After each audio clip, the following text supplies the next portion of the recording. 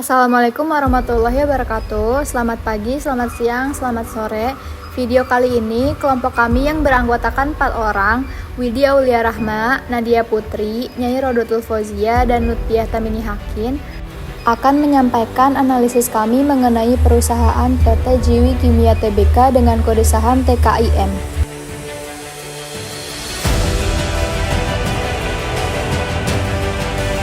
PT Jiwi Kimia Tbk adalah sebuah perusahaan yang bergerak di sektor kertas.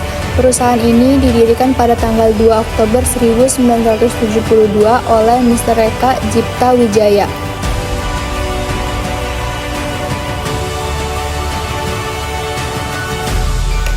Perusahaan ini mulai melakukan penawaran umum perdana saham atau IPO pada tanggal 3 April 1990 dengan kode saham TKIM. Beberapa produk dari TKIM yaitu amplop Paperline, Loose Leaf, buku Sinar Dunia, buku Kampus Big Boss. Adapun keuangan perusahaan ini antara lain berdasarkan analisis discount cash flow dengan harga belinya sebesar Rp6.475,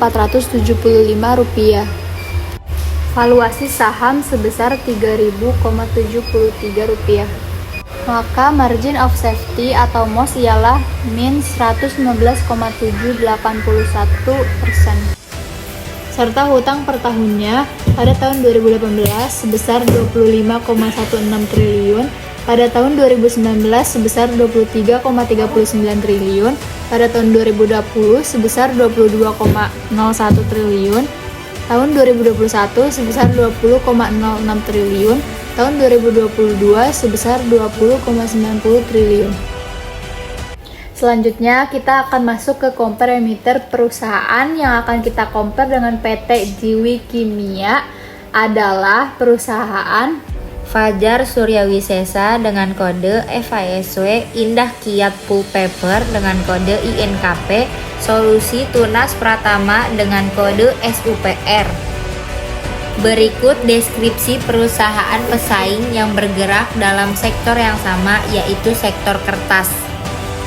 Yang pertama ada FASW atau Fajar Suryawisesa. Merek terkenalnya yaitu Coated Duplex Container Board. Yang kedua ada INKP, Indah Kiat Pulp Paper. Merek terkenalnya yaitu Paseo Nice. Yang ketiga yaitu SUPR, Solusi Tunas Pratama, yaitu perusahaan penyedia infrastruktur jaringan telekomunikasi yang terintegrasi dan terkemuka di Indonesia. perbandingan dari segi keuangan perusahaan dengan perusahaan pesaing DER untuk mengukur rasio hutang terhadap modal, ROE untuk mengukur kemampuan perusahaan dalam menghasilkan laba. Yang pertama ada TKIM yang memiliki DER sebesar 1,03% dengan ROE sebesar 9,80%. Yang kedua ada FASW yang memiliki DER sebesar 1,512% dan ROE sebesar 7,70%.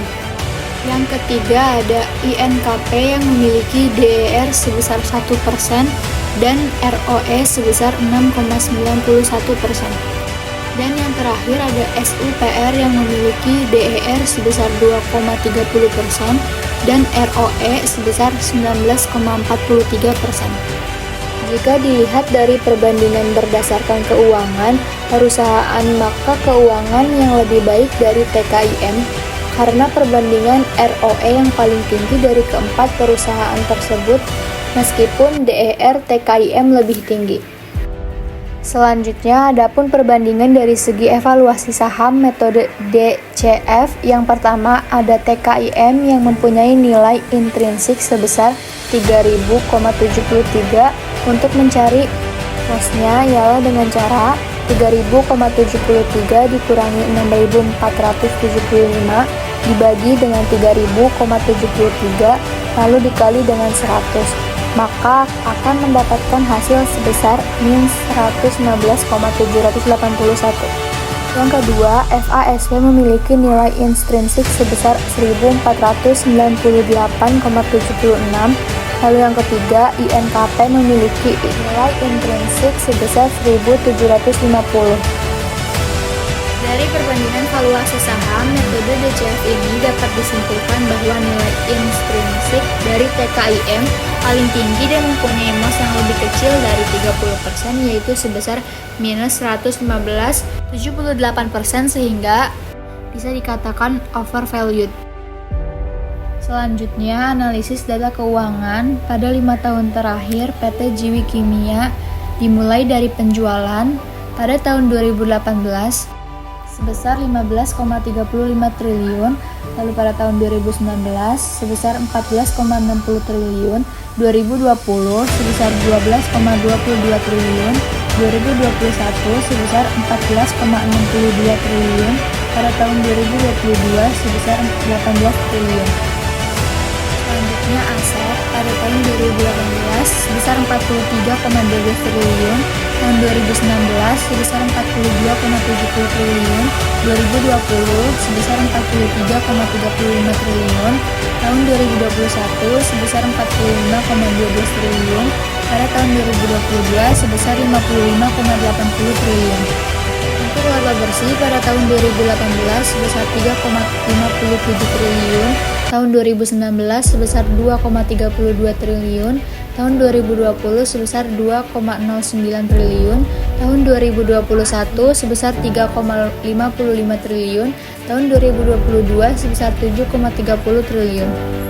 Itu dia compare EBITDA yang dapat saya sampaikan. Untuk hasil kesimpulannya, yaitu dari hasil compare EBITDA tersebut dapat kita ambil bahwa PT Jiwi Kimia dengan kode TKIM lebih unggul dalam berbagai aspek yang dibagikan perusahaan pesaing di sektor yang sama.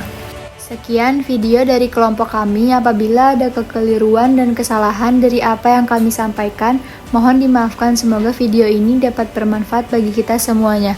Wassalamualaikum warahmatullahi wabarakatuh.